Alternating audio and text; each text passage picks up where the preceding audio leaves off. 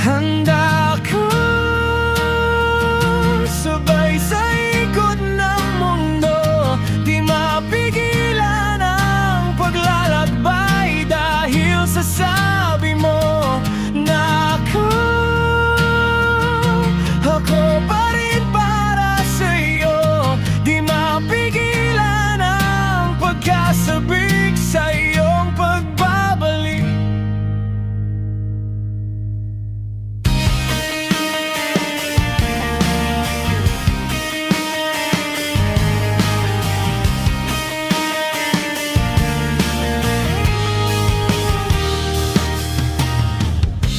Handa ka ba?